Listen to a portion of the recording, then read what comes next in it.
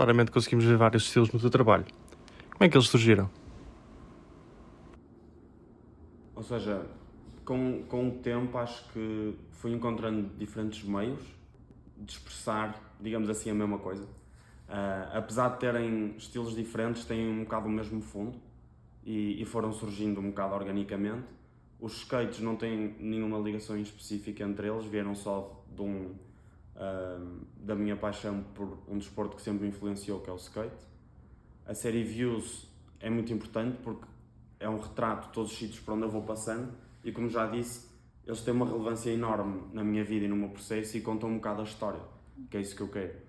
que é isso que eu quero transmitir com a arte. Por isso eles surgiram só do facto de eu passar por vários sítios e ter necessidade de querer mostrar isso também como parte do meu caminho. A série de peças geométricas a cores nasceu um bocado da peça dos refugiados, que foi uma peça um bocado pivô, e ainda não tenho um nome específico para esta, mas no fundo acabou por ser uma coleção em que eu faço reflexões sobre este caminho até chegarmos até 2028, ou seja, 2028 sendo a representação dos nossos objetivos e do nosso caminho até lá. Esta coleção, esta série, surge um bocado como aquilo que nós sentimos ou que vamos pensando e que faz parte deste nosso caminho até lá chegar. Os abstratos surgiram um bocado por quase rejeição da parte analítica e matemática que eu uso em todos os quadros. Ou seja, os quadros estão todos sempre pensados previamente, faço tipo estudos, ou seja, quando eu começo o quadro eu já sei como é que aquilo vai acabar. E os abstratos são os que eu chamo realmente abstratos, porque os outros são representações.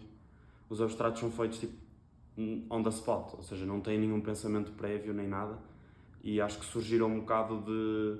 eu começar a atingir patamares mais elevados e começar a atingir as coisas que queria, e isso também me traz mais liberdade e por isso, ou seja, isso também acaba por ser expresso acaba por ser muito expresso nessa coleção. A coleção de desenhos em papel surgiu um bocado por adaptação, ou seja,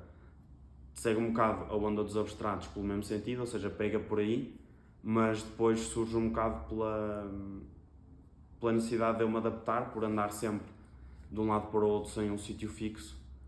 E eu e a minha prática artística tivemos que nos adaptar a isso e por isso pega dos abstratos e junta esta parte de não ter um sítio fixo onde eu possa pintar e por isso surgiu esta coleção de desenhos em papel, e acho que mais uma vez também vem pela minha procura da liberdade e de começar a chegar a um sítio mais perto de onde quero estar, e acho que esse aspecto consuma-se muito neste